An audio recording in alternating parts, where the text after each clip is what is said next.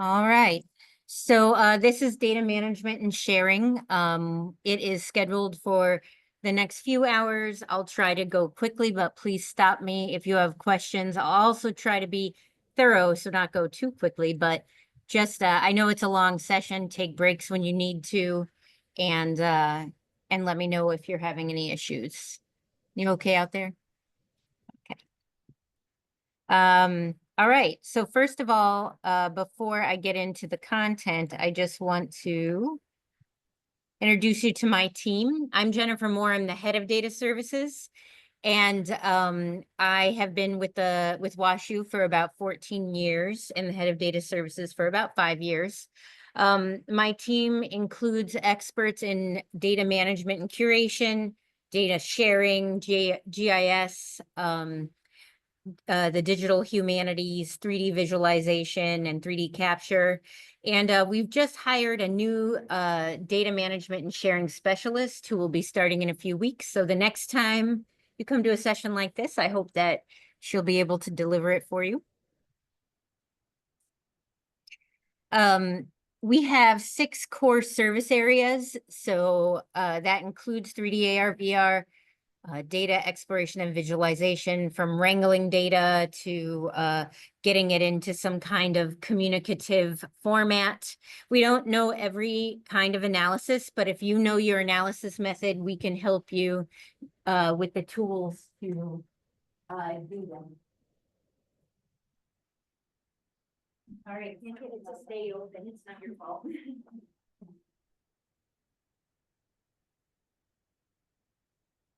We also data management and sharing. We have a data repository, and it's a fair data repository that meets the desirable characteristics of a research data repository, and I'll talk more about that later. We help people find and understand data through data sourcing, digital humanities, which I'll talk more about in a minute, and our flagship services, GIS. We also have a varied service model. So most of the things that we do are at the enterprise level, which means it's free and open to everyone on campus. So you can come to us for consultation, for instruction, for workflow assistance. We also have a recharge model where researchers can bring a project they're doing and they don't want to do the analysis work themselves, and they would like us to do it, but it is a pay for service if we are doing all the work and providing a deliverable.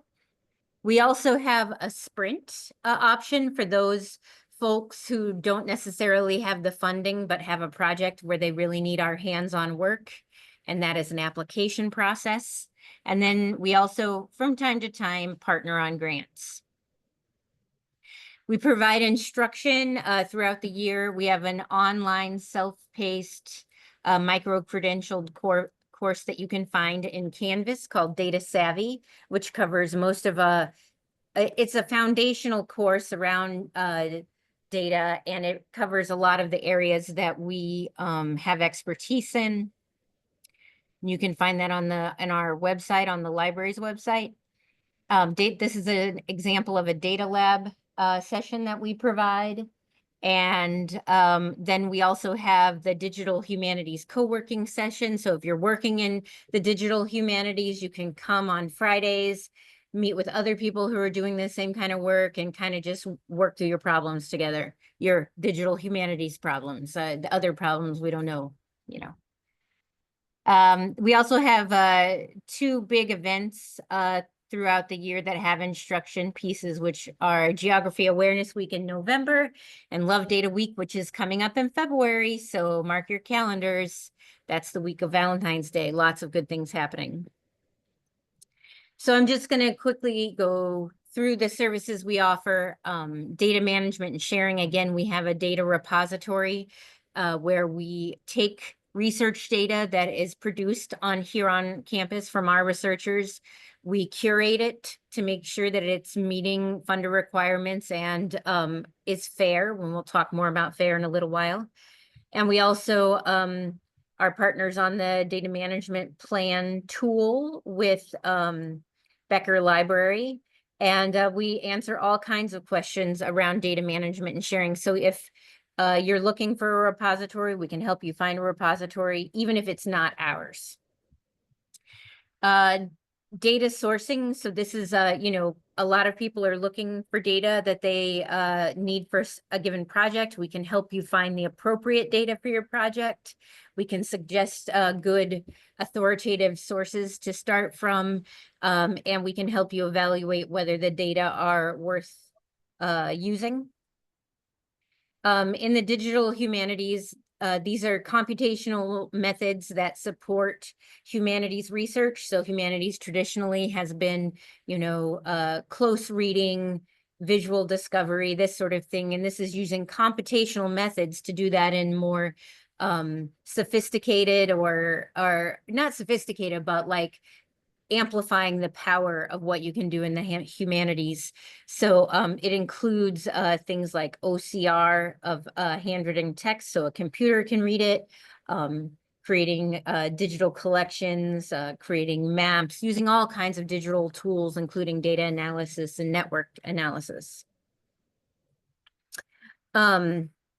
And then 3D AR, VR, this is a very exciting area for us right now. And we help people when they want to capture 3D data or create 3D data through certain softwares. And we also provide resources for people to visualize 3D data. We work with tools like R, Python, and Tableau to help people visualize data. This is an example of a Tableau visualization.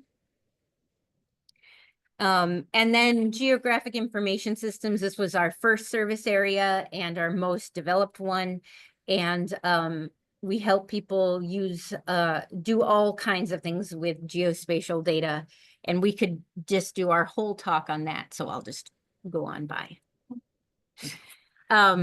So we have some spaces that we provide here on campus. One of them that is just opening this semester, officially opening, it's been kind of quietly opened for a while, is the Audiovisual Virtual Reality and Augmented Reality Studio, or AVA for short. And AVA is a place where that you can reserve for a number of hours, and you can either record a podcast or some other kind of audio recording, create a video, do photography, or you can explore data with 3D headsets. The AR VR application, all of these services, the main point of them are for research related activities, although, if you have some downtime and AVA's available, we do have things like Beat Saber as well that you can just enjoy, right? Because sometimes you just need to play Beat Saber.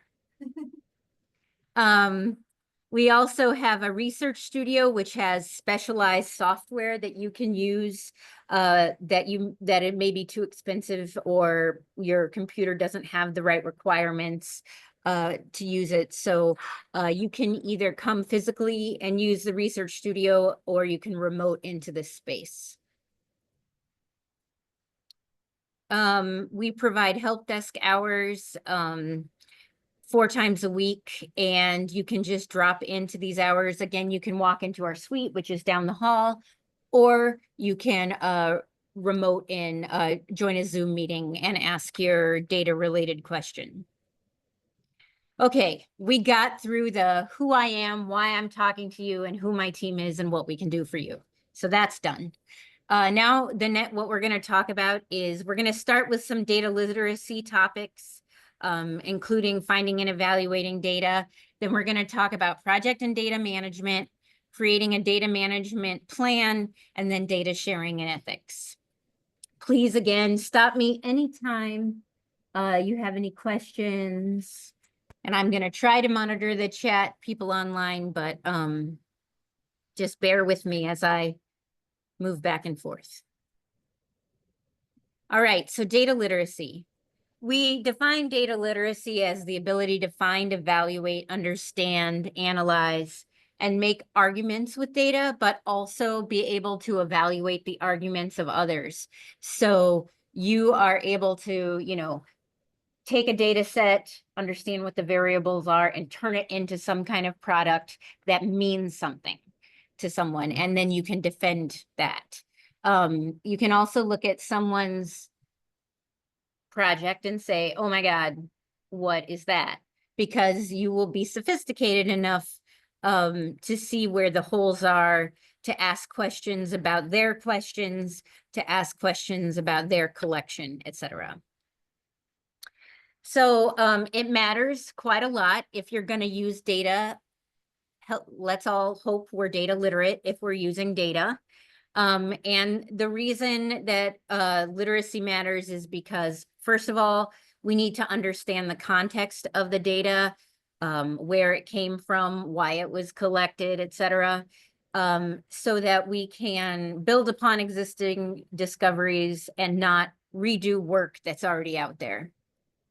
It also helps us ask good questions around data. And so we need to understand the meanings of numbers, and when the numbers and the arguments don't match up, be able to understand that. And that can help us from making faulty conclusions. It can help us design a reproducible research project, which is really important and something that has been troublesome for researchers in the last 20 years. And that's a lot of what's driven things like data management and sharing to be an important issue that researchers need to address. So that's being able to show the methods and the data sets you used to make the arguments you're making.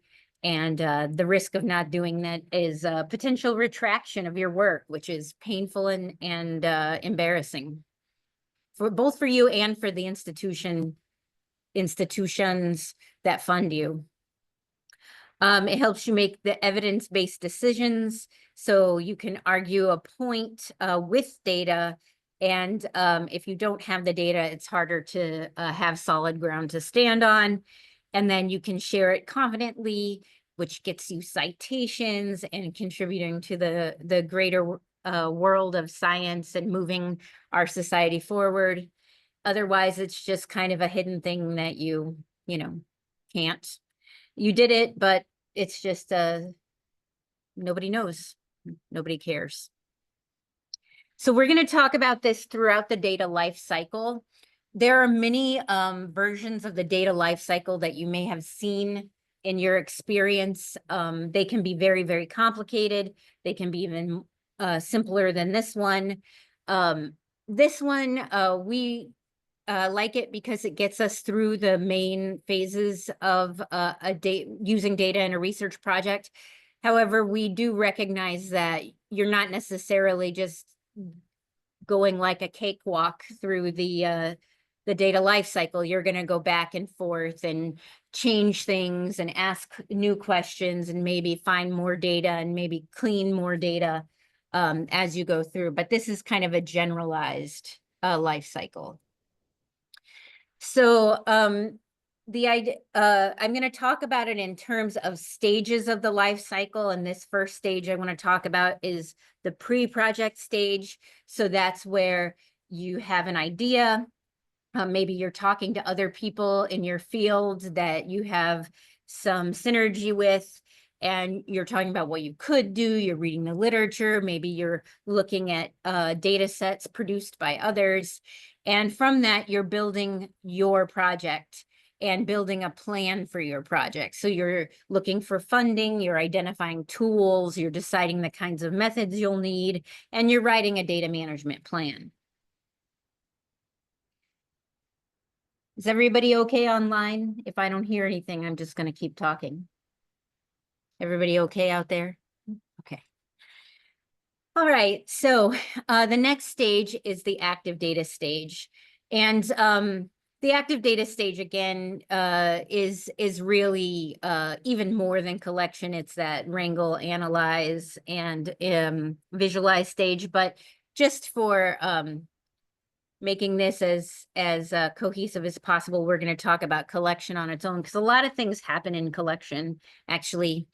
And so when we say data collection, we're not just talking about going out and collecting raw data, you know, with a whatever device you're using to collect it. It's also, it could be the reuse of someone else's data. So there are two types of gathering: primary data that you've gone out and collected in some manner, and secondary data that you have gathered from others who've put it in repositories. When you're doing data collection, you have to think about storing data uh, during its active life. And you are going to think also about what it's about storing it in the long term. But in the active phase, it's about setting up good data organization and keeping it safe and backed up. And you're also thinking about collaboration. So who are you working with? Who has access to your data? In the wrangle, explore, and analyze stage, you are getting the data that you've collected ready for analysis. So that may be called cleaning or munging. It's important that when you're in this stage that you are maintaining a copy of your original data set and you're documenting any changes you're making to the original data set.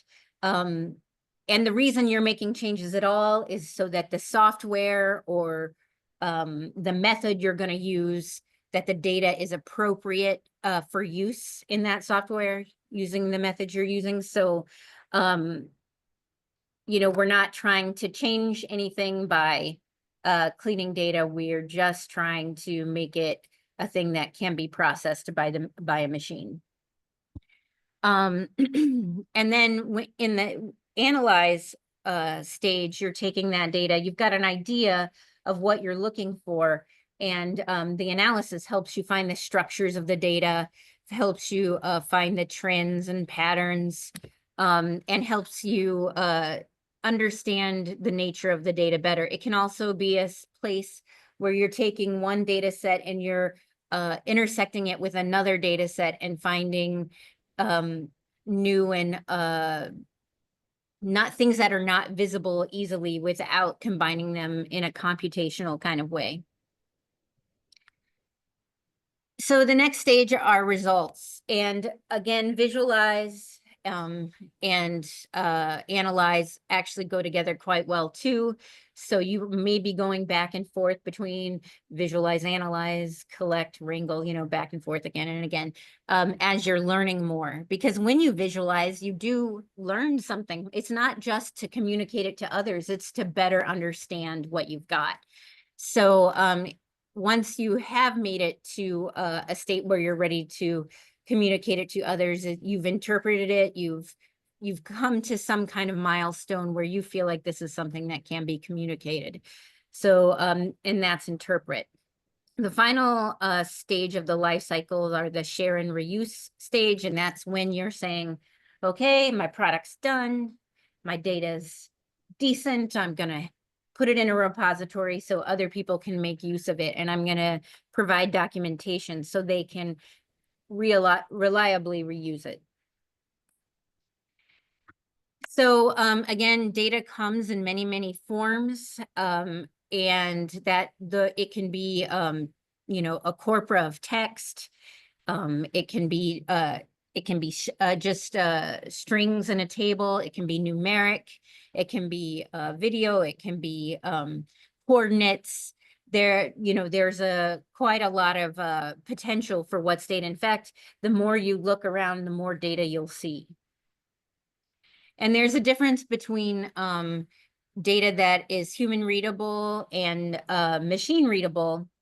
And ideally, when we're working with data, we are making it understandable for ourselves, but we're also formatting it so a machine can make use of it. And then when we communicate it, we're trying to, again, visualize it in such a way that humans can make sense of it again.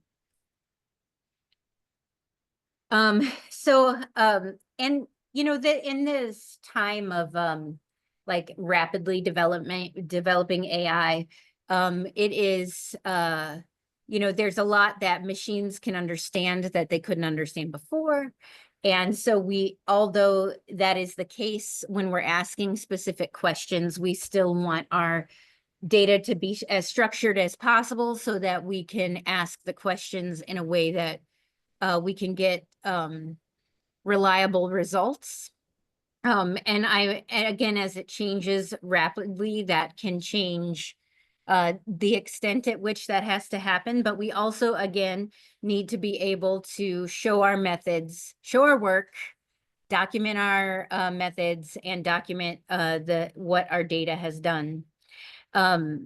So the machine readable formats that we prepare make using the computational tools more powerful. It makes finding the patterns more possible. And yeah. Okay, so now I'm just going to talk about the difference between quantitative and qualitative data. So we generally think of quantitative data as anything to do with numbers, and that is true, although numbers can be used to describe, which is what we think of as qualitative data. So in general, quantitative data are things like integers, doubles, decimals, these kinds of things, things that are showing measurement or of some description, as where qualitative data are describing things. So you might be using like a 1, as you see in this example, 1 is happy to describe a nature of something, 2 is neutral, 3 is unhappy, but those, we're not considering those numeric in this case. They are descriptive or ordinal. And then we can break them down when we're using quantitative data. We can have discrete data, which we think of as whole numbers that can be broken into parts. And then we can also have continuous, which is can be seen as more of a gradient of numbers. And then we can break those into different buckets as well. So it's important to know whether your data is qualitative or quantitative. It's important to know which you want to collect because it dictates what you can do with the data. If I don't have measurement data, then I can't really use software to quantify what I have. So when you're out there looking for data, again, we can help you evaluate the documentation, and that means like really looking at what has been provided to you. So what's the context of the data collection? What are the units of the data collection? What variables are there? What's the, date of the data collection? Who's the source of the data collection? And a good way to find data like that is a data repository.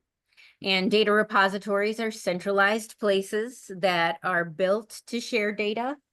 And those data can be available for the public. It can be research data that's in a generalized or institutional repository or a subject-specific repository. But there are also data that are created by commercial vendors for purchase that can be found in several different ways, but generally from the source itself.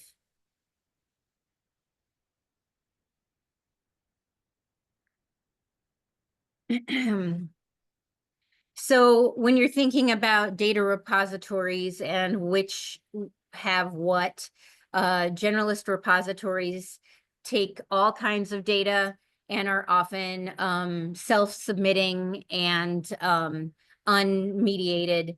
So examples of those are Figshare or Zenodo, Dryad. All of these repositories take any kind of data and you can self-submit. I know that Dryad has some mediation because they have a curation service, but the other two I don't think do. So they're kind of like the easiest depositing situation. An institutional repository is generally affiliated with a research institution. And it is often mediated and curated. So that means there are staff that are looking at the data that come in and help the people make their data fair who have submitted. And then it's only reserved for the researchers of the institution. It's not built for people outside of the institution. And then disciplinary is it's often sometimes funders want researchers to put their data in a repository that's associated with a specific field, and that it is also often mediated or curated, and it often has costs associated with it. But it's here that you're going to find like specialized repositories that can take things like restricted data. So some examples of that are the ICPSR, which is a political and social sciences focused repository. The Digital Archaeologic Record is a repository for archaeological data. And then there are many NCBI databases that are focused on medical or biological data. And again, I don't think I mentioned the example of WashU research data as an institutional repository, but other campuses, other institutions will have something similar in most cases.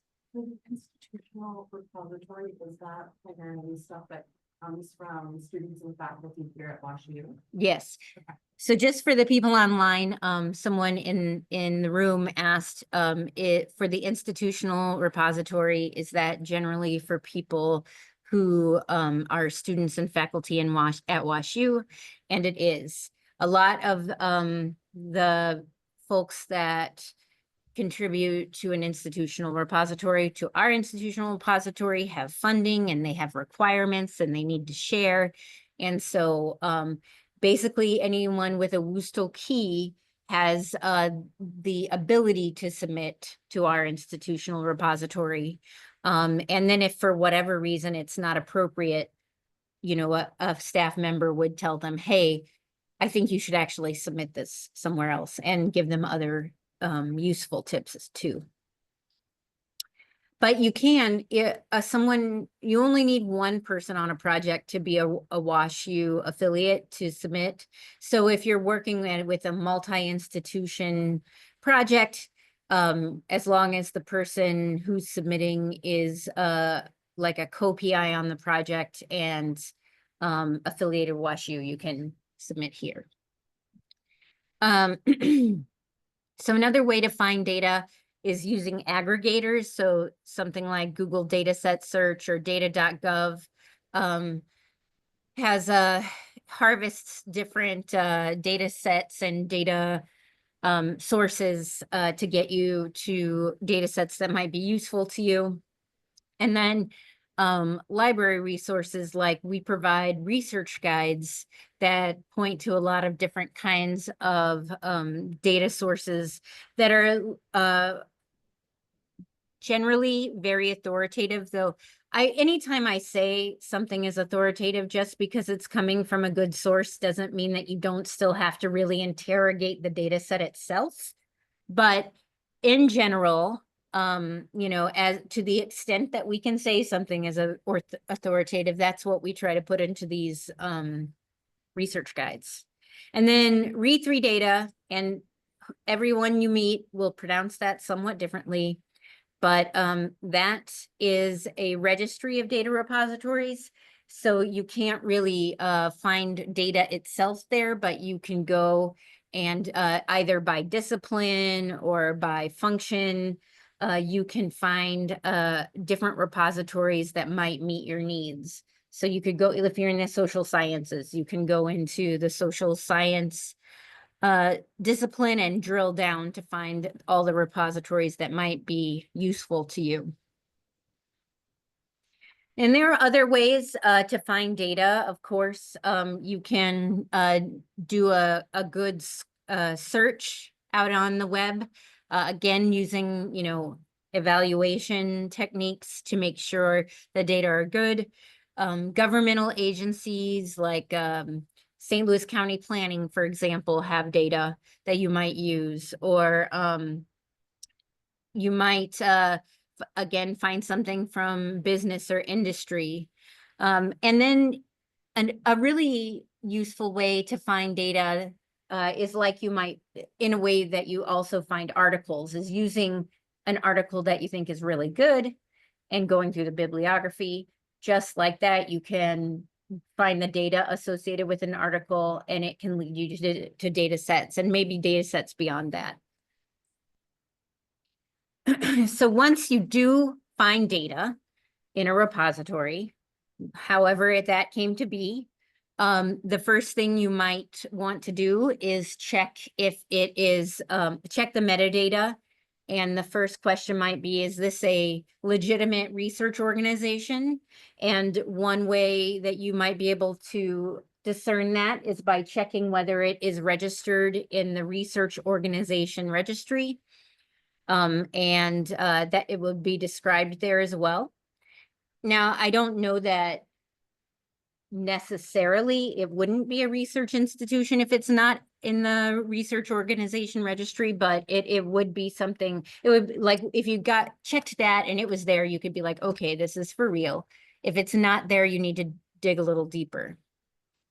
And then you want to, the next thing you might want to check when you found a data set is, are the data well documented? So are there README files that you can check the information about the data against? Are there things like code books or data dictionaries that describe the variables in depth? And then is there a rights statement saying how you can use the data? So if you find a data set and it's a restricted data set, it's not all that restricted to the point that it's not reusable. Even though it might be interesting, it might not be something that you could really move forward with. And it's often not just a yes or no situation. There are various types of licenses, and we'll talk a little bit more about that in a moment.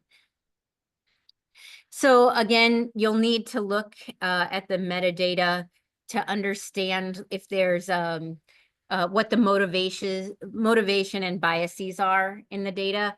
And it's not to say that because there's bias in a data set that is like a nefarious kind of situation. The fact of the matter is like we said, there's data everywhere in the world, and the data that any researcher chooses to collect is based on the question that they're trying to answer. So they're necessarily making choices about what to collect and what not to collect. And sometimes, and we'll talk more about this in the ethics section, sometimes we just don't know what our blind spots are. And that could be for many, many reasons. So it's just important that you understand that when you're using a data set, why that data set even exists. Another important thing is the size of the sample. So for example, if I'm doing a survey of whether WashU students like chocolate or vanilla ice cream better, and I say that 90% of WashU students prefer chocolate ice cream. It's important to know whether I asked 3 WashU students or if I asked 300 WashU students, because that is a very different sample size. And one is more representative than the other. And that depends on the total population, how representative it is. Sure. Another thing to think about is the variables in terms of the missing data and the way the data are measured. You need to know whether the data is just a whole, if it's being given to you as a whole number, is it a proportion of a number? What is the confidence level of the data that is being given? But the most important thing, I would say, is that you know the units that it's being measured in.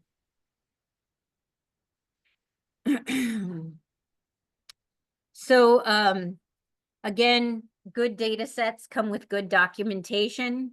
And so when I'm talking to you about this as a data finder right now, later we'll talk about it as a data producer. So all of these things that you should be looking for when you're looking for data sets, you should also be providing when you're publishing data sets. So again, source and purpose, why this was collected is very important. The variables, units of measure, very important. An inventory of what should be found in the data package needs to be there, because sometimes, you know, mistakes can be made if you are describing something that should be a part of a data package and it's not there, you know, that documentation is the way to get that solved. And then giving your methods and processes for changing the data and cleaning the data and any analysis you did. And these can come through in the form of README files or a data dictionary or a code book. And how you do it probably depends on what field you're a part of. You know, social scientists like code books, but they all have plenty of things in common, and we'll see some examples. And then when you're using others' data, you know, it's important that you're providing a citation for the use of that data. And when you don't have guidance on how to cite a data set, this is a good rule of thumb to include the author's creator, the date of publication, a description of the data, or title or description. Sometimes data set titles are not the most descriptive, so just the best title that you can provide, where you got it from, including a DOI or URL, and where applicable, you might include a version. And these are some examples, and you'll get these slides after, of citing a data set. So I'll just let you look at these later on, but they're very similar. They're just in different formatted here in different styles. Okay, so now we're going to talk about, you know, project and data management. So you've found the data, you've collected the data, you're getting ready for you know, working with that data with your colleagues. You've got to put it somewhere. You've got to have a plan for what you're doing. And now you've made your plan, but this is like making your plan actionable. So I think overall, we're all on board for why a plan is important, so that we do understand the context of the project. What are we doing in the project? We understand who's doing what in the project. Who is the data steward? Who is the data manager? Who is the analysis? Who has access to what, and for what amount of time? And how it is going to be shared both between you in the short term, but also in the long term. And having this plan will make it easier for you all to access the data during the active life of the project. And it will also make it so that you all have buy-in to how the data are being structured. And this is helpful because it'll provide documentation so that you have continuity as your research team changes. It'll help you, you know, describe the data so that it can be validated by others.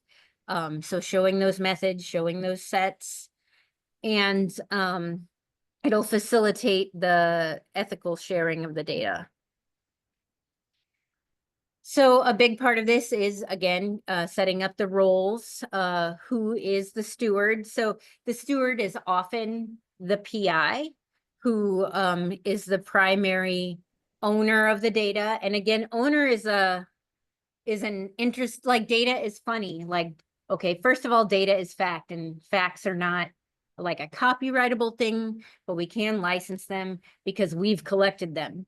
But here at WashU owns everything that we do. Like the intellectual property policy says that WashU owns everything. However, WashU gives the rights of like working with and sharing and keeping and taking care of the data, leaves that with the PI. So the PI is generally the steward of a project. However, he might hire a data manager that helps him to do, or her to do the work they need to do. So knowing everyone's role on the project and knowing intellectual property policies and knowing what happens when someone on the team leaves the university, what kind of access do you have after that? Do you have any access at all? These are important things at the early part of a project. Also having those things worked out for the end of the project so you know what's going to happen then. Another thing to figure out is the limits of the collection and when they're collected, you know, especially when we talk about humans, and we'll talk more about humans in a minute, like what are the limitations of use of those data?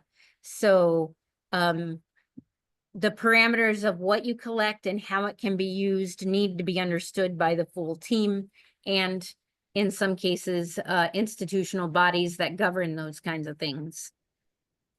Consent forms need to be well described and approved by institutions like the IRB. And if there's data transferring between institutions, there needs to be a data transfer use and agreement, data transfer and use agreement that is also vetted by our a subdivision of our OVCR, Office of Vice Chancellor for Research. So when you're writing this plan, remember this is a thing that is going to probably change as you go through the life of your project. What you're doing at the outset is writing something that's intentional and to the best of your ability, describing what you want to do. But as your project unfolds, there may be reason to make changes, and that is okay. And this will also help you all keep focused on what you did intend to do and keeping it organized between yourselves.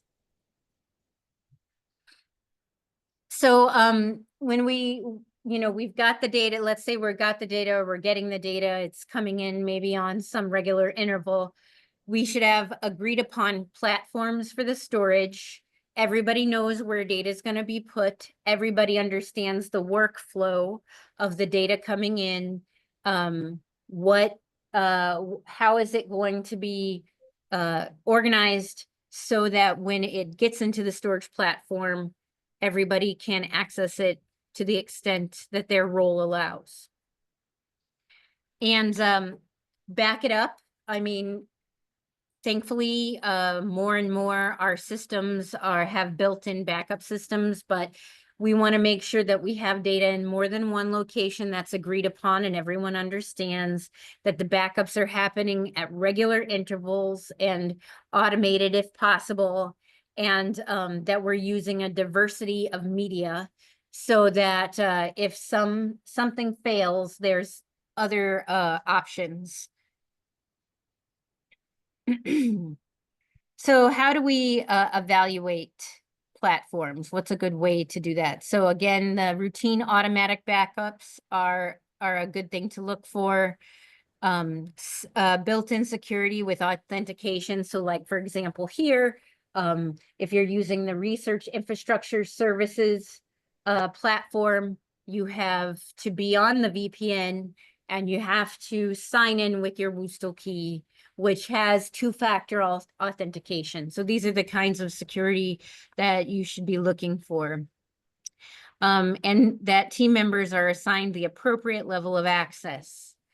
And then things you don't want, places where there are no backups, that you don't have to do anything to get into the data, and it's hard for team members to access these are not the best choice for a platform for saving the data, at least not the only way. So basically what I'm saying is not your singular computer, that it has, you've agreed upon places that meet these other criteria.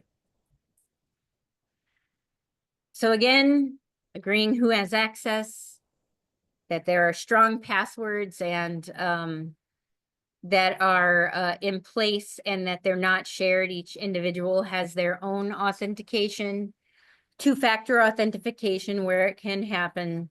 And when someone no longer needs access based on their role, that access is revoked. And then again, that'll be something that you have established at the outset. So nobody's feelings are going to get hurt when it's time to revoke their access. And so data formats can vary based on the kind of data that you're collecting. You know, it can be tabular, it can be code or scripts. It just depends on the nature of your collection. Sometimes it starts as paper. You know, there are many formats and many data types, and, you know, they'll have different considerations. So we have to learn to recognize when there are people data, sensitive data involved in a project. And we're going to talk about this in a little more depth later, but sensitive data, it is often, we're talking about people. Here at WashU, we're often talking about clinical data. But sensitive data can also be locations of some kind of resource that we don't want to be exploited. It could be a cultural heritage site that's in jeopardy, and so we don't want its location to be found there. Like, there are different things that might be sensitive, but generally we're talking about people. So when you're choosing your platform and people are involved, it's particularly important that you're choosing a HIPAA compliant platform, such as the Research Infrastructure Services here at WashU, or Box is also HIPAA compliant. I do not believe that Google Drive is HIPAA compliant, so that would not be a good choice for something that has sensitive data involved with it. And then, you know, this is so important when you're working with other people. I mean, it's important for each of us as individuals. It helps us as individuals, but especially when you're working with others, it's very important to have your organizational structure of your data mapped out at the outset so that everybody knows how to find things, everyone knows how to save things, everybody knows where things are shared. So creating a directory structure is important. Hierarchy is often a very helpful tool for a directory structure so that, you know, it makes your human life easier when you have to find things. And you also need to, you'll be creating a file naming convention too.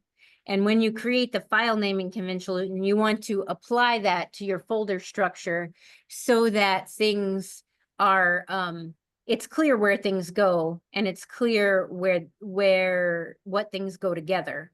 And what I like to do and what my team does is we always append our files with our team name, first of all. So, you know, data services DS, and then, you know, whatever comes next, it's generally the type of thing we're doing. So we have these different projects that we're doing. So DS project, and then the type of thing we're doing. Now, we don't like the folder names to get super long. So the one thing that's always there every time is the appending our team name. So, but that's something that we talked about and agreed on. So that's what teams need to do. We need to decide what's going to make it easiest for us to find and organize our data and be consistent about it and get everybody on board. The most important thing is that you all use it. So when you're developing your file naming convention, these are some best practices that we recommend. First of all, file name should be brief, but also meaningful, which can be tough. You know, it's tough to have meaning when you also have to be brief. But having a good data dictionary can help when, or README file that describes what the files mean can help when, if you have to use some abbreviations and things. Don't rely on nested folders. So like you may have a bunch of different projects and each of your projects has a folder in it called data. And that might be confusing when you're looking for something because you have all these data folders that are depending on the folder that they're within to provide the context. So what we really recommend is that you put into the file naming convention something that makes that folder or that file stand on its own. Use a consistent structure, and again, that can depend on your team and what works for you. We recommend using dates in file names. It's actually the first port of call for versioning as far as I'm concerned. But we do recommend using the international standard of 8601, which is 4-character year, 2-character month, 2-character day. And if you need to version further than that, aside from whatever like system you're using is probably doing automatic versioning, which is also useful, but at times you'll need to version at a milestone for some reason. And so we recommend using alphanumeric versions. So ABC 1, 2, 3.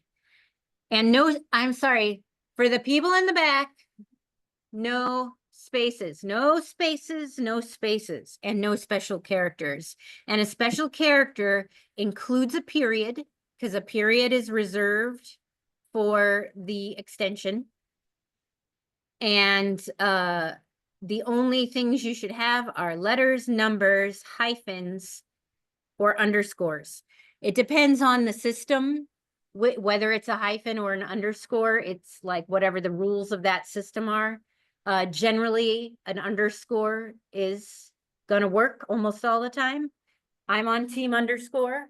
I wore my data management shirt today. And yeah, so please, no spaces, no special characters, and use those underscores.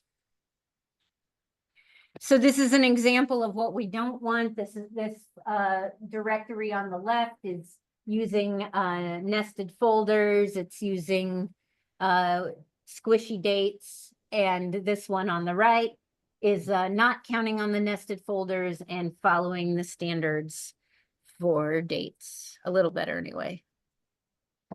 My favorite naming convention is the classic census naming convention. I like how everything that they do, the US Census, everything that they do starts with the kind of thing that they are giving you. So in this case, it's the American Community Service Survey. And so ACS starts every American Community Survey. If it's a Tiger Line file, it's TL. If it's the decennial census, it's DC. Every time, love it. And then the year that it's covering. And even though it's not following the international standard, I still understand that this is 2016. And then the range, that because this is an estimate, it's giving me the range. So 5-year estimate. And then the code, it is the same, like it's for a topic. So every topic has this code, no matter what year it's made, no matter whether it's decennial or ACS, it's always the same code. So it makes it really easy to like know what you have. And that's what I hope for you all in your file naming conventions. So basically, when you're building your convention, you're thinking of it in terms of components. So what's my first component? Your first component might be your project. And so if we use this example, the project abbreviation is AIP. The second component, it depends again on your team and you'll decide whatever, but in this example, it's the type of thing. So survey. Component 3, in this example, the coverage date. When was this data, what span of time was this data collected in? And it was the year 2020 in this example. In this example, component 4 is who modified it. And it was me. I did it in this example, JM. And then modified date. And if I had another version, I would just add you could do time as a way to identify a version, or V1, V2, V3, etc.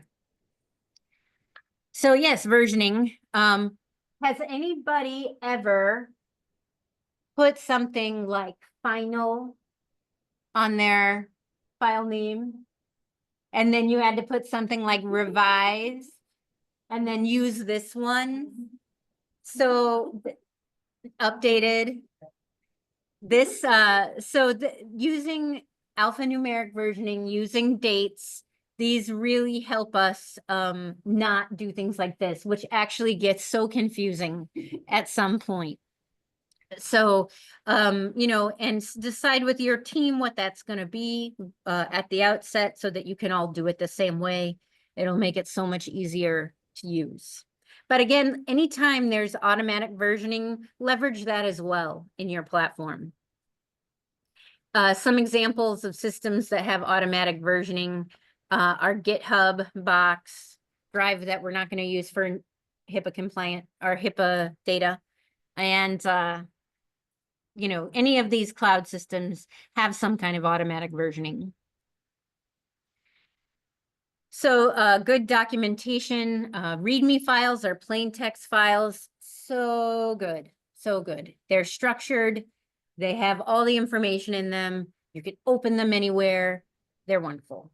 Data dictionaries are often in the form of a table. They described in depth the variables, and code books again are similar, but they are often used in social science and unpack a lot of context of the data. So this is an example of a README file. This is a README file template that is broken into different sections, and then you can make sure you have all of the necessary information for each section here. Some of the key things are like who made it, when, the code you used, the file inventory is very important, etc. And when you get the slides, you'll have a link to the template that we provide with our repository. And that the nice thing about using our template is that it has certain identifiers and things already put in for you if you are a WashU affiliate. This is an example of a data dictionary. So this starts with our variable name. So the variable, what the variable is. So the variable here is they're listing the description. This is the participant ID number. The variable name is what it's written as in the table. So that can be especially useful when you have things like date of birth, because you might imagine that DOB is date of birth, but if you have a data dictionary, you can know for sure that's what you're looking at. Also, I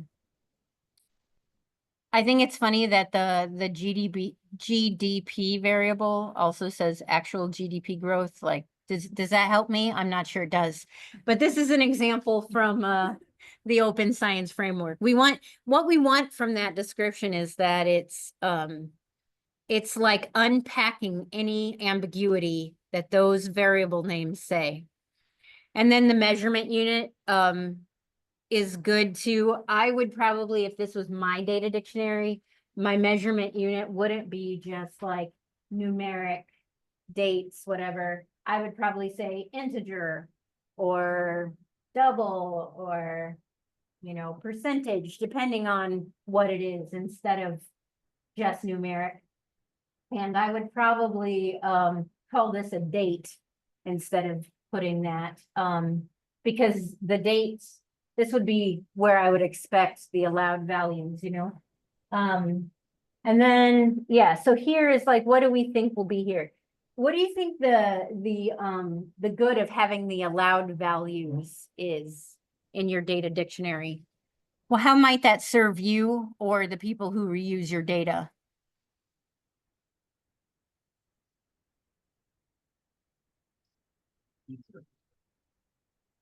They're expecting when something, if there's a value that isn't allowed, it's represented in the data that's provided something as a mess.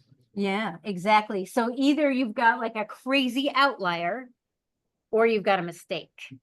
So knowing what the expected values are is really helpful and useful. And then here's a more full description of our variable. Still, we're saying GDP, but you know, whatever. I mean, we probably do know what that is, but still. What you want to do is unpack it as much as possible so that there are no questions about what these variables are about. So this is what a code book looks like. So in this case, we're talking about describing the parents in the labor force, and it's talking about living with two parents, and then it's describing different codes that are used for the description of the scenarios they may be living in. So in your table, you're just seeing 111 or 114, and that might look like a measured value, but it's not a measured value. It's a descriptive value. It's ordinal. So this is a really important tool to make sure that you provide, if you're using numbers in this way, and you know, in general, helping the user of the data make sense of what you have.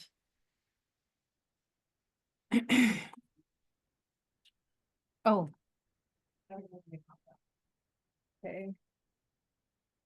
Oh, there, I think those were just when I was asking for, can you hear me? So there is actually another DataLab session coming up that'll go really deep into doing good documentation. It's called Fair or Foul. I don't want to, you know, spoil what foul stands for. You'll have to go to the session to find out. But we will talk about fair in this session as well. But yeah, this is a really great, very in-depth presentation of how to do good documentation, and I really, really recommend it. Okay, so now talking just a little bit about like the data itself and keeping it organized in a way that computers like. And so what we're seeing here is we have, this is the object, or the observation is a site. And so each site has an ID. Please, for the love of data, please always have IDs in your data sets, unique identifiers. This is not the most unique identifier I've ever seen, but you know, for the example, it's okay. But it is unique within this table. So that's what we're looking at. So each row here is a unique site. And then everything after the unique identifier is describing the site. So the first two columns are telling you where the site is. The next three columns, the next two columns, I think, are telling you what the site has. So composition of chemicals there.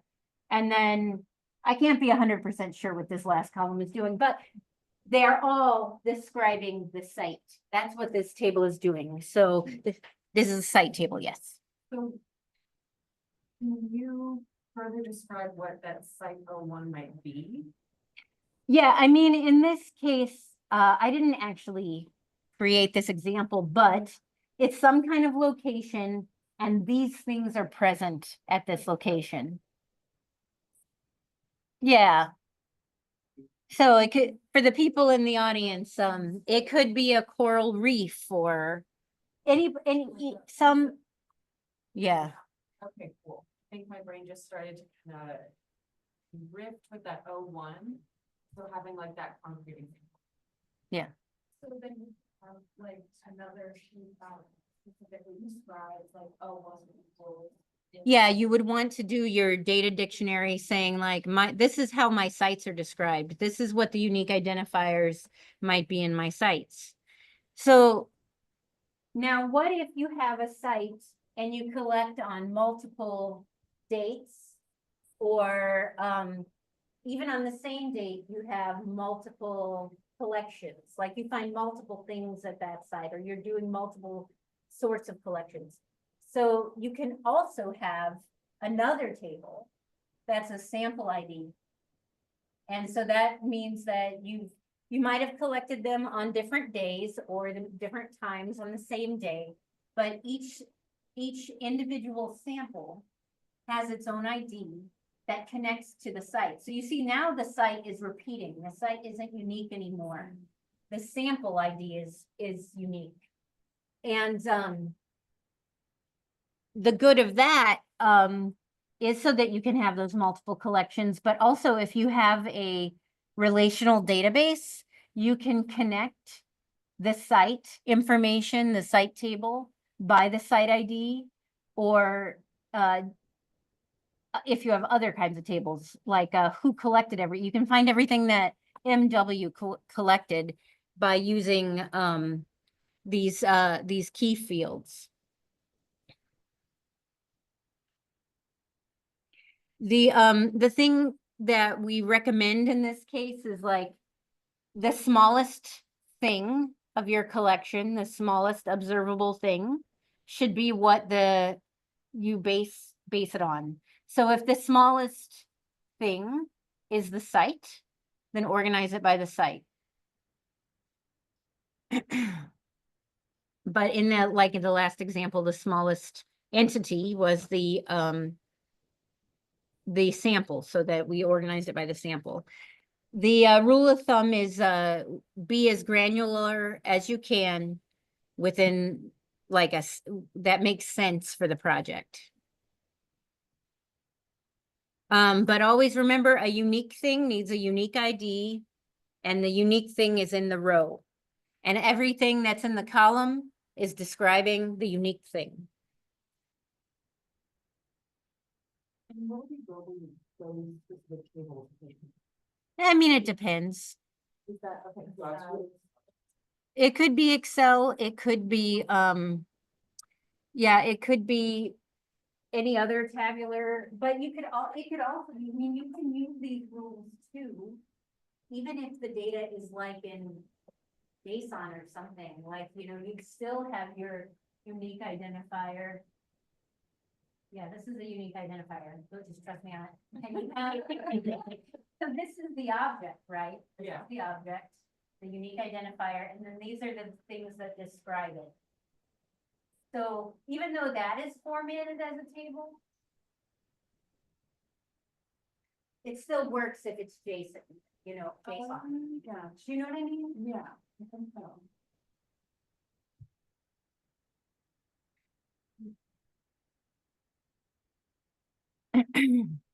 Okay. So it's important to be as consistent as possible with values, and the way that I like to make sure, especially if I'm using a tool that allows it, is to set up validation so that if I'm entering values, I can't mess up. So if I can only enter, 1 through 5, like I've set up my tool to only allow values 1 through 5. If I'm like doing something descriptive and I only want the option for, maybe I'm talking about kind of businesses and I only want a bar, a bookstore, and a grocery store, and those are the only kinds of things I want recorded, then I only have those listed as possible options. So validation can be very, very useful. Range of expected value is very useful. And, you know, examples are also very useful. Another thing you can do is like, if you only want people to respond with a date, then if they try to put in something that's not a date, they'll get rejected. So use validation where possible. Okay, null values. What a pain point. Again, this may depend on what you're using to analyze your data. You know, in some cases, you can have an empty space and it understands it as a null. In other cases, that could mess up your analysis. And putting something like NA will totally change the meaning of the column. So, you know, people do different things, and I'm not here to tell you what the right thing is, but what I am going to say is when you decide how you're going to handle a null value, that is written into your documentation. So like an example is you have your list of expected values. The expected values are 1 to 10. You get a null, and that is 9,999. And then you know this is not actually going to be part of the analysis. I know to exclude this from the analysis because it's a null value. It won't mess up the data because we know to exclude it, but it doesn't, we haven't put in some character that will make it not work, or the system won't stop processing because it doesn't have a value to look at. And again, it really matters on what tool you're using, how you do it. So good luck, document it. So if I'm gonna like put all this into a nutshell, what I want you to remember is that making an intentional plan that is alive and can change is important. To have consistent rules and structures set up for the team that people agree to follow, and document, document, document, document, document. And then always make sure you have backups more than one place for your data. I love, love, love Kristen Briney. She has this wonderful book, which is a little long in the tooth at this point. It's from 2015, but she's just recently released a workbook based on this, which is a little more up to date, but really great tips for data management. Can't recommend it enough. Okay, so now we're going to talk about creating a data management plan, like a document for a funder, for example. And I'm couching it that way because funders are often the people who want them. You know, you're going to do the plan you're going to do for you, but they have specific questions that they want you to answer. It might also be publishers may want to know that you have a data management sharing plan, your research community. The point is that you're going to you're going to do data sharing, and your plan is going to describe how. So why develop it?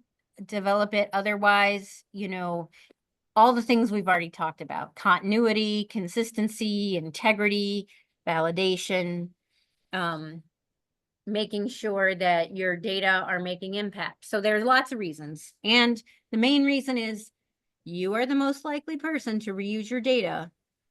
You will not remember what you did anytime before right now. And it is going to save you a lot of time having this plan. I want to show you the DMP tool. Has anybody used that already? I don't know if the online people are still with me, but hopefully you are. Hi, online people. I just feel sad for them. I don't know what's happening. Oh, I got a thumbs up. Thank you. Thank you. Thank you. Appreciate you. So this is kind of fuzzy, but this is the data management plan tool. This is a tool that was developed by the one of the California schools, but it's become ubiquitous, and most organizations, most institutions have one that is specific to their organization. This allows us to put in our project details, select our funder, and then get a template from our funder that shows the kinds of things that they want answered in their question. And then, this is so fuzzy. I'm so sorry. Over here, this is a little tab that says WashU. And it provides guidance if you're going to use the WashU research data repository here, or if you're using Becker Medical Libraries repository, it has their link there.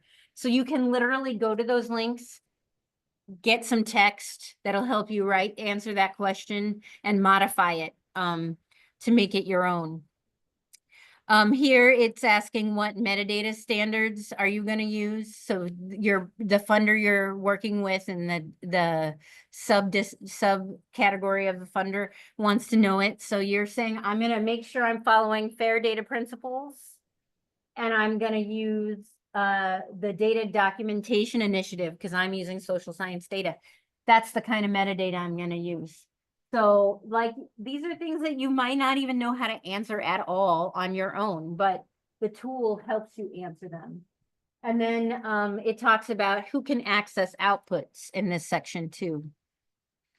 It asks what repository I plan on submitting to, and WashU research data is a possible response. So I can select, I want WashU research data. It also has it's basically you start typing and you can choose it. So I think I must have one time entered it manually and one time used their entry there. But anyway, it'll help you find the repository that you're using if you know what it is. And then this is tab says request feedback, and what that does is if you're using WashU research data, it's going to send it to my team to read your data management plan and give you tips on how to make it better.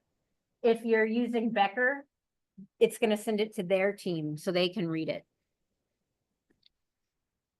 And then you can say the kind of visibility that your data set should have, and you can register the data management plan and get a DMP ID. So, and you can provide that to your funder. And then here we have, this is how you download it and actually bring it to your funder application. So, whatever format you need it in, keep for yourself, send one to your mom. Okay. So again, we can help you by reviewing that plan. We can help you figure out what you need to do to the data to get it ready. We can help you get a README file together and get those questions answered.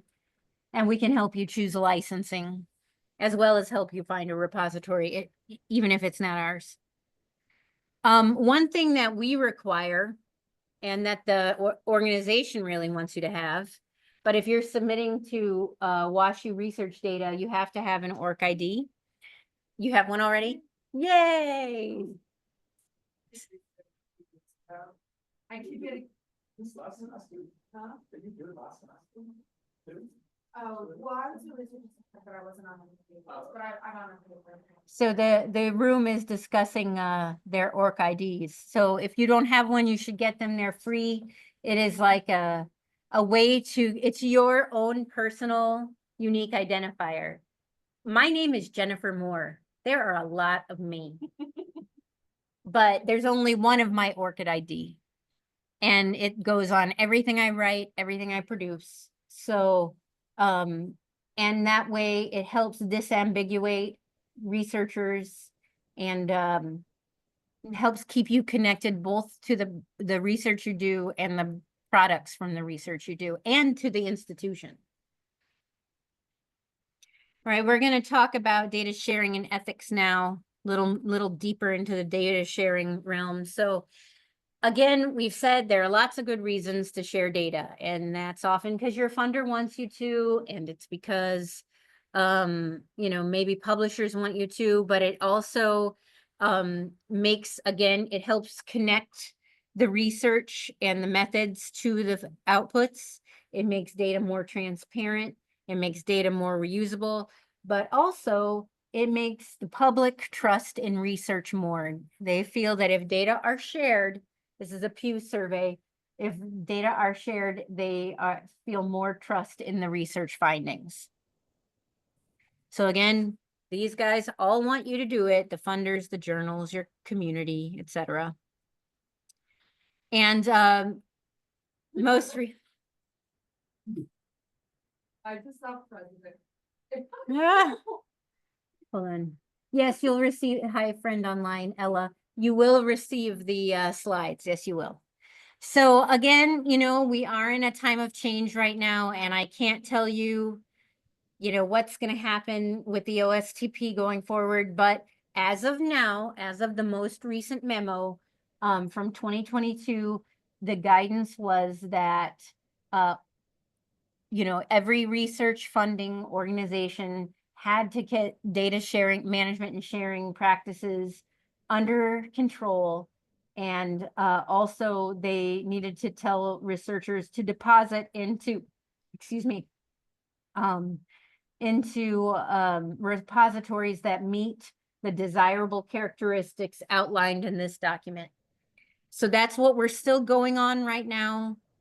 I have no reason to believe it's changing. So what this OSTP memo said was that data need to be shared publicly and immediately upon the time of publication. But even if you're not publishing at the most reasonable, most as soon as possible, the data should be shared if federal dollars were used to do the research. Now, so this is supposed to, you know, again, provide access to others to use the data and provide confidence in people, from people, that the data were legitimate. It does talk about what it means to be scientific data. It talks about, you know, freely available, as soon as possible. The desirable characteristics is another document that describes what a repository should be like. And it should also have like funders have to give specific direction on how to share data if it's open, but also if it has risk people data, for example. And that it's in a named specific repository. So scientific data includes things like tables, images, code, 3D data, simulations. It's not a laboratory notebook. It's not a letter. It's not your notes from peer review. Those things do not need to be shared in a data repository. It's the actual data that you use to get your results and the methods that you use to get your results. And the code you might have used to get your results. So again, it does say that funders have to require that they choose a repository. Sometimes funders and different programs within a funding agency like the NIH will say, you're doing this kind of research, I want you to put it in this repository. And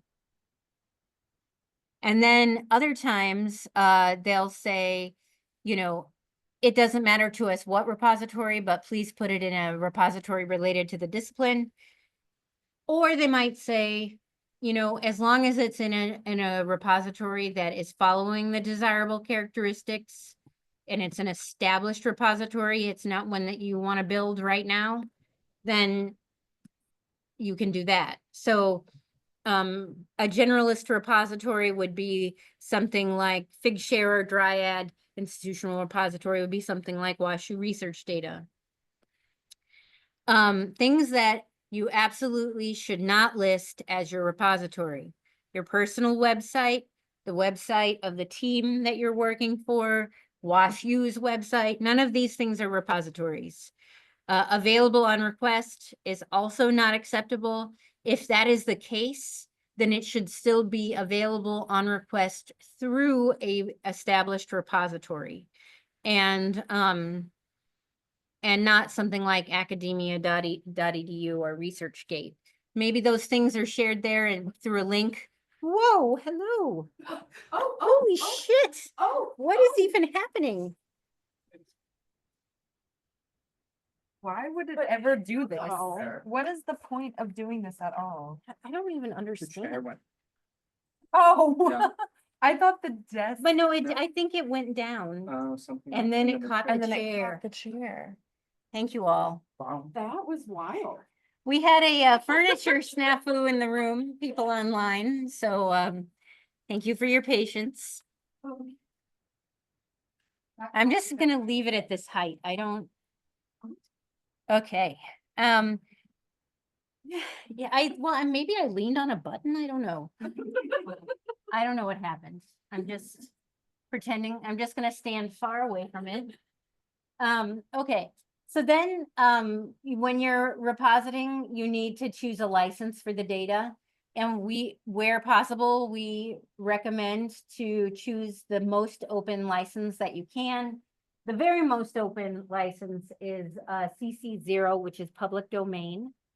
But what we actually recommend is CC by 4.0, which means anybody can use it, remix it, share it, whatever. But they have to give you attribution. So the by means attribution. And then they get more restrictive as you move closer into this circle until you get to CC0. And then these are for software. The GNU lesser is generally the most open, so that's what we recommend. If you're reusing data, you want to make sure you know what license they've put on it, so you know what you can do with it. You're going to do the evaluation so that you know issues and limitations. You're keeping a copy of the data, you're documenting changes, you're resharing derivatives if it makes sense, and you're giving attribution.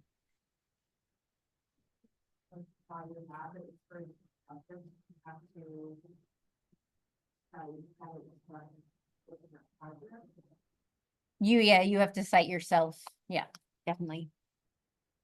So, sorry, online, there was a question in the room. If someone wants to use, they're on a project team and they want to use data from another project the team did, or maybe another output of the project, you still have to cite that you're using this other project data. So again, we talked a little bit already about issues around reproducibility. A lot of research that's been done where data and methods weren't shared that couldn't be reproduced and led to retractions. And this brief little article from Nature talks about that problem, and some of the answers that it recommends are things like doing reviews, curatorial reviews, to make sure that they are available and accessible so that they can be checked. And when you get this kind of feedback, it can be addressed quickly. And another thing it mentions, it makes the point that if we require these data and code for our deliverables, then we can more easily find things that have reproducibility errors. So the idea is nobody really wants research to be retracted if it doesn't need to be, but if there are errors that can be fixed, then we should, make that as easy as possible. This is a little case study about a researcher who wants to use the data of someone else, of another project. So this actually also applies a little bit to what you were saying. So in this case, oh, sorry, this is a different, That's not what this case study is. This case study is about a researcher who she is working with an advisor. She's a graduate student, and the results she found for the based on her analysis didn't really show any significant results that she thought made any interesting discoveries, but she found that when she looked at the two extreme groups, that it had a more interesting result. And so she told her advisor about this, and the advisor said, just publish on the extreme cases, and then later you can publish on whole results and talk about the nuance and the fact that there wasn't really much variation in the greater sample. And the question is like, so she did it, and then she ended up not getting a job because she disclosed that she did that. Do we think that's fair? Right, the advisor gave her bad advice, didn't he? But it's still, you know, like she needs to know that that's not okay. I mean, it's a really tough situation that graduate students are in, you know, in this situation, but she needed to know, she needed advice that this is not going to be reproducible. It will probably end up being retracted. It could affect your future job prospects. So now we're going to talk about people data a little bit, and this is from Data Feminism, which is a really wonderful book that I recommend if you're interested. It talks a lot about how data are collected and who data are collected by and what is done with data, and why it needs to be done in a different way. But the idea is that, you know, anytime we're collecting data, people are involved, and the role of the people involved needs to be considered, from the people who are being counted to the people who are doing the counting, to the people who are visualizing, to the people who will use the data. There are always missing people from that count, and that is often due to whatever biases and agenda the counters had. And so just to frame that a little bit, the book also talks about the fact that it breaks it down into like these three areas. Oh, where did that go? I lost my, it should say power in the middle right here. It doesn't say power in the middle of the Venn diagram, but it should. So data science by whom? 28%, according to the Bureau of Labor Statistics, 28% of data scientists, computer scientists, or mathematical scientists are women, 72% are men, 63.5% are white, 9.2% are Black, 24% are Asian, 8.8% are Latino. So you can see just by these like very, you know, this small grouping of statistics that there is a very specific group of the population that are doing most of the data science work, and necessarily, or like by no one's bad intentions, will have certain blind spots because they are very much the dominant population. And that is something that we have to be aware of when we look at data. We have to look at who's missing and why they're missing and what it was for. Because the other thing they talk about is data science is for whose goals and interests are they for? And often it's governments, corporations, and wealthy funders that are behind the collection of data. So again, what is not in their purview to collect? What are they not looking for? What do they, not for, again, any nefarious reason necessarily, what isn't there? Who's missing? What voices do we need to hear? And then the for whom, like it's generally we're collecting for dominant groups and we're not collecting for underrepresented people. And many people may be completely uncollected or ignored.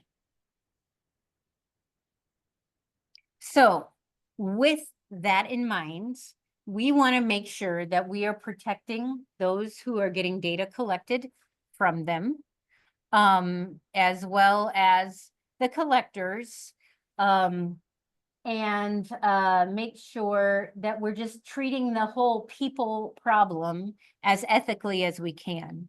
So this is a little decision tree that I made to help one understand what they might need to do with data. So, you know, just starting with, are people involved? The first thing you need to think about is, have I contacted the IRB and sent them the protocols and consent documents that I want to use to collect this people data? And then how will their identities be protected? You know, your consent documents might say, you know, how you're going to share it or not share it. You might say, I'm never going to share this. But then your funder is saying, oh no, you got to share it. So there are like definitely some things that are tricky to figure out right now.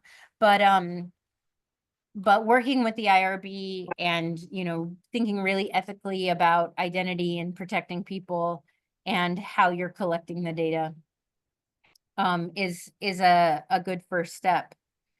And so when you once you have you know, thought of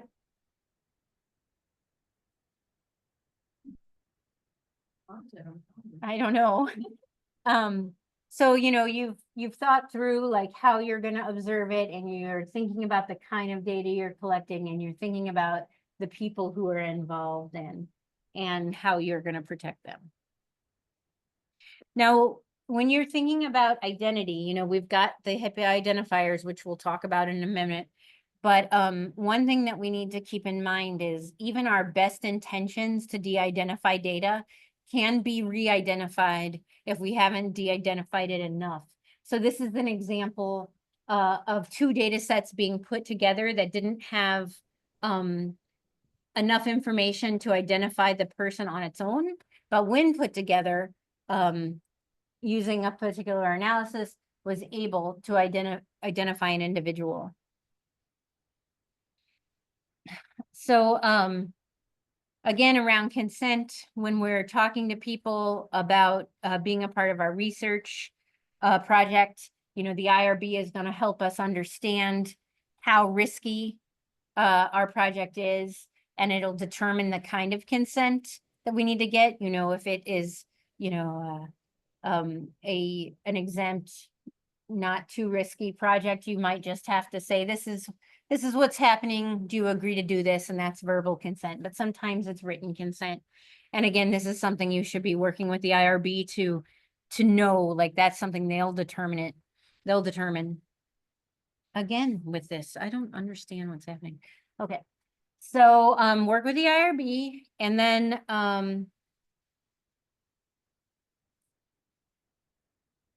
remember that when you're informed consent has specific parameters about what's going to be done with the data. If you want to do something else with the data, you have to go back and get new consent. So that is something that we sometimes forget about, and that needs to be considered when we're thinking about sharing. Yes. So does that include if you have your data's been collected and processed and you put out necessary papers according to your grants and all that jazz? If you wanted to then do a zine or a video or some kind of public facing, not for researchers piece, do you need? I don't think in that case, I mean, you might say, you know, in your consent, like there will also be some like, you know, other kind of publications other than research or scholarly publications. But if you're not doing a different kind of research, I don't think you have to go back. Like if you're not asking a different question or applying it in a different way. Would it matter if you did something like that, but it was framed into a different context. Because then you're not using the data for what it was expressly told to the people involved in your study, because like if you use your data to do something that still represents like what the intent of the study was for, the data being used, what it was intended to be used as. But like if you were to like make something else that like had a different message or something, would then not fall outside of.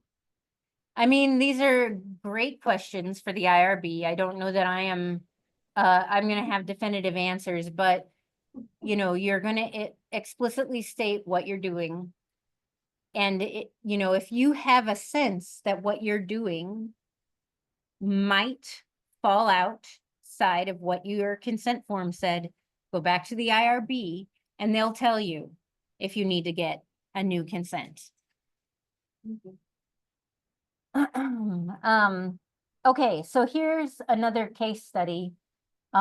This student was doing research with a PI, or this graduate student was doing research with a PI, and they had a specific reason that they were going to do it, and they had specific outcomes and specific methods.